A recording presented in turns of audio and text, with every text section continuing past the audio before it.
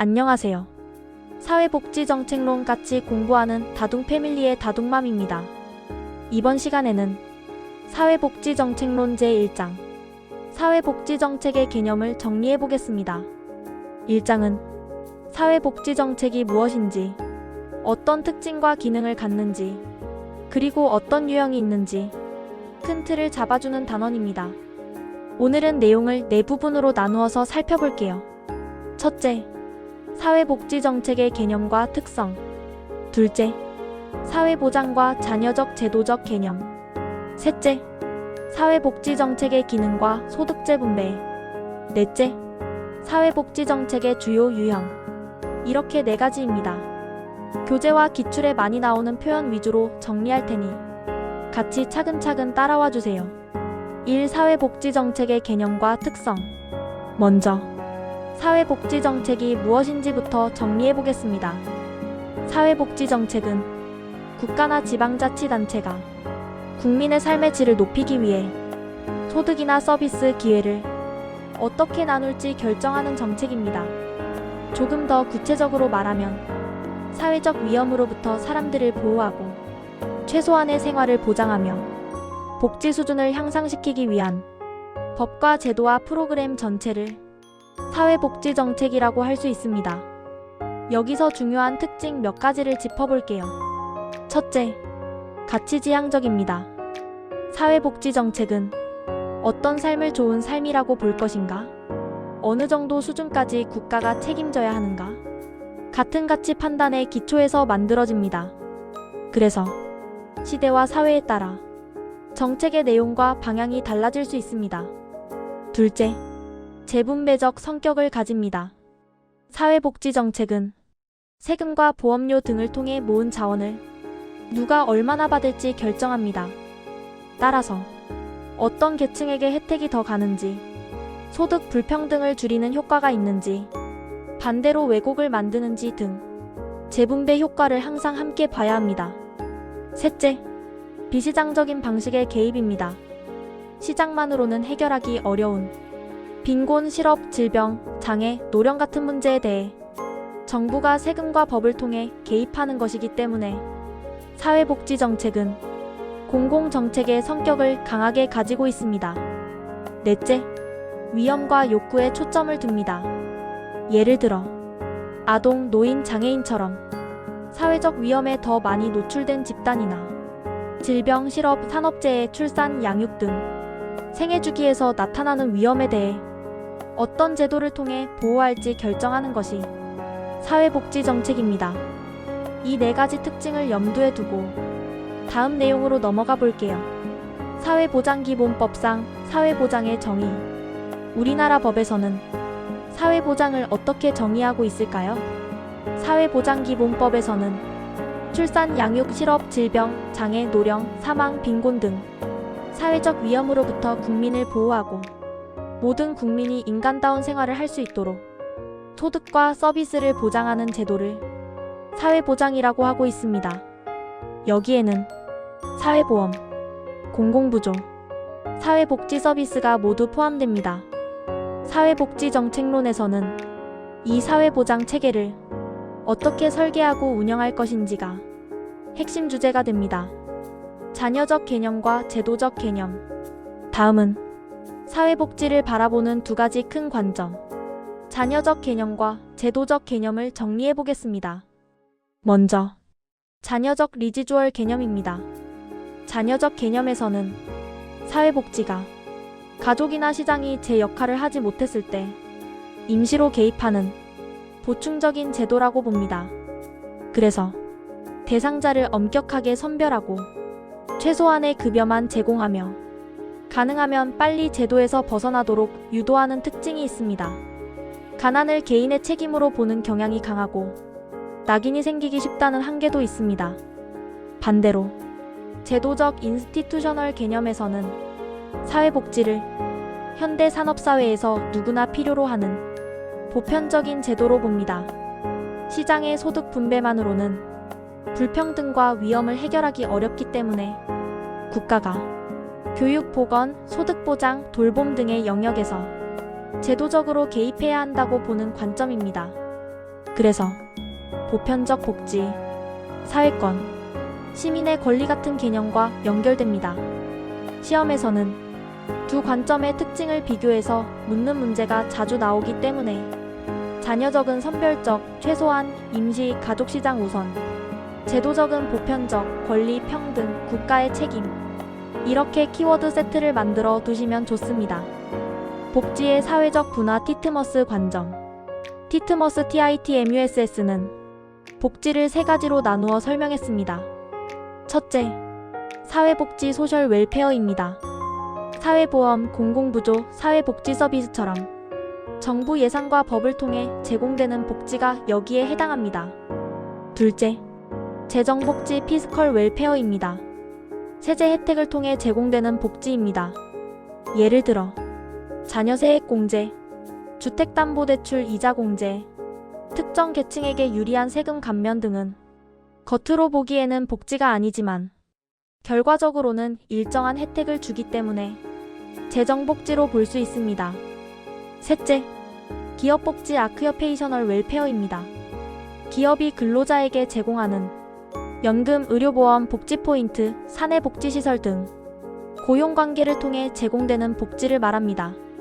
티트머스는 이 세 가지를 함께 보지 않으면 복지가 누구에게 얼마나 돌아가는지 정확히 알 수 없다고 보았습니다.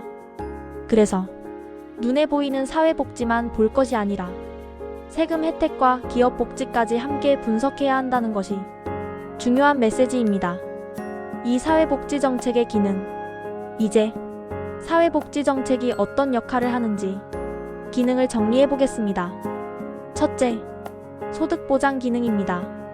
실업, 질병, 노령, 장애, 사망 등으로 인해 소득이 줄어들거나 끊어졌을 때 기본적인 생활을 유지할 수 있도록 소득을 보충해주는 기능입니다. 예를 들어 국민연금, 기초연금, 실업급여, 기초생활보장급여 등은 전부 소득보장 기능을 수행합니다. 둘째, 재분배 기능입니다.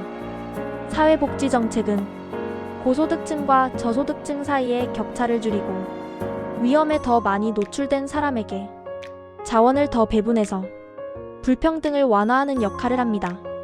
셋째, 경제 안정화 기능입니다. 경기가 나쁠 때 복지 지출이 자동으로 늘어나고 경기가 좋아질 때는 상대적으로 줄어드는 효과를 통해 경기 변동을 완화하는 내재적 안정장치 역할을 합니다. 예를 들어 실업자가 늘어나면 실업급여와 각종 지원이 늘어나서 소비가 급격히 줄어드는 것을 막아줍니다. 넷째, 사회통합과 연대 기능입니다. 사회복지 정책은 빈곤과 배제를 줄이고 사회적 약자에 대한 보호를 통해 사회 구성원 사이의 신뢰와 연대를 높이는 역할을 합니다. 복지제도가 너무 약하면 양극화와 갈등이 심해지고 정치적 불안정이 커질 수 있다는 점까지 함께 기억해두면 좋습니다. 소득 재분배의 유형.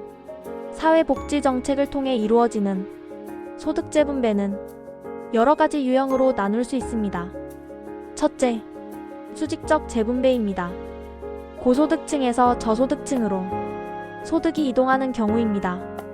누진세나 기초생활보장급여처럼 소득 수준에 따라 차등을 두는 제도가 대표적인 예입니다.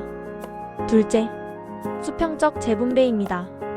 소득 수준은 비슷하지만 필요와 부담이 다른 집단 사이에서 소득을 조정하는 것입니다. 예를 들어 아이가 있는 가정에 아동수당을 지원하는 제도는 같은 소득이라도 부양 부담이 큰 가정에 더 많은 자원을 제공한다는 점에서 수평적 재분배 효과가 있습니다. 셋째, 세대 간 재분배입니다. 현 세대가 부담한 기여금으로 노령 세대의 연금을 지급하는 방식처럼 세대 간의 소득이 이동하는 경우입니다. 국민연금, 노령연금, 일부 의료보험 제도는 세대 간 재분배 기능을 가지고 있습니다. 넷째, 장기적 재분배, 생애주기 재분배입니다. 한 개인의 생애를 길게 보았을 때 소득이 높은 시기와 낮은 시기 사이에서 자원을 이동시키는 기능입니다. 젊을 때 보험료를 내고 나이가 들어 급여를 받는 제도가 대표적인 예입니다. 이 네 가지 개념은 한 번에 이해하기보다는 예시와 함께 묶어서 보는 게 좋습니다. 3. 사회복지정책의 유형. 마지막으로 사회복지정책이 어떤 형태로 제공되는지 주요 유형을 살펴보겠습니다. 여기서는 사회보험, 공공부조, 사회수당 이 세 가지가 핵심입니다. 1. 사회보험. 사회보험은 사회적 위험에 대비하기 위해 보험 방식을 사용하는 제도입니다. 국민연금, 국민건강보험, 고용보험, 산재보험, 노인장기요양보험 등이 대표적인 예입니다. 특징을 정리하면 이렇습니다. 마이너스 가입자가 보험료를 부담하고 일정 요건을 충족하면 급여를 받는다. 마이너스 보험료를 얼마나 냈는지에 따라 급여 수준이 어느 정도 연동된다. 마이너스 강제 가입으로 운영되는 경우가 많아 형식상 의무보험의 성격을 가진다. 마이너스 사회적 위험을 공동으로 분담한다는 점에서 위험 분산 기능을 수행한다. 2. 공공부조. 공공부조는 스스로 생계를 유지하기 어려운 사람에게 국가가 세금을 재원으로 최저 생활을 보장해주는 제도입니다. 대표적인 예는 국민기초생활보장제도입니다. 특징을 살펴보면 마이너스 수급자 선정 시 소득과 재산을 조사해서 엄격한 기준에 따라 대상자를 정한다. 마이너스 보험료 납부 이력이 없어도 요건만 충족하면 급여를 받을 수 있다. 마이너스 급여 수준은 최저 생활을 기준으로 결정되며 사회보험보다 권리성이 약하다는 평가도 있다. 마이너스 낙인감과 근로요인 저하 문제 등이 논쟁거리로 남아있다. 3. 사회수당. 사회수당은 소득조사 없이 일정한 인구학적 요건만 충족하면 주는 현금급여를 말합니다. 대표적인 예로 아동수당, 노인수당 형태의 기초연금 등이 있습니다. 특징은 다음과 같습니다. 마이너스 일정 연령 등 인구학적 기준만 충족하면 지급된다. 마이너스 대상자 선정이 단순해서 행정비용이 적게 든다. 마이너스 소득 상위 계층에게도 지급되면 재정 부담이 커지고 소득 재분배 효과는 상대적으로 약할 수 있다. 마이너스 보편성 측면에서는 사회통합에 긍정적 영향을 줄 수 있다. 사회보험, 공공부조, 사회수당은 재원과 대상 선정 방식, 급여 수준이 서로 다르기 때문에 시험에서는 특징을 비교하는 문제가 자주 출제됩니다. 이제 사회복지정책론 1장, 사회복지정책의 개념을 전반적으로 훑어보았습니다. 핵심만 다시 정리해보겠습니다. 첫째, 사회복지정책은 사회적 위험으로부터 국민을 보호하고 소득과 서비스를 재분배하는 가치지향적 공공정책이다. 둘째, 사회복지를 보는 관점에는 자녀적 개념과 제도적 개념이 있으며 각각 선별 최소 개입 vs 보편권리 보장을 강조한다. 셋째, 티트머스는 복지를 사회복지, 재정복지, 기업복지로 나누어 눈에 보이지 않는 복지까지 함께 보자고 했다. 넷째, 사회복지정책의 기능은 소득보장, 재분배, 경제 안정화, 사회통합 기능 등으로 정리할 수 있다. 다섯째, 정책 유형에는 사회보험, 공공부조, 사회수당이 있으며 재원과 대상 선정 방식이 서로 다르다. 이 5줄을 기억해 두시면 1장은 거의 다 정리된 거라고 보셔도 됩니다. 영상이 도움이 되셨다면 구독과 좋아요, 알림 설정까지 눌러주시고요. 다음 시간에는 개별 제도들을 조금 더 자세히 살펴보는 강의로 찾아올게요. 함께 공부해주셔서 감사합니다. 다음 영상에서 또 만나요.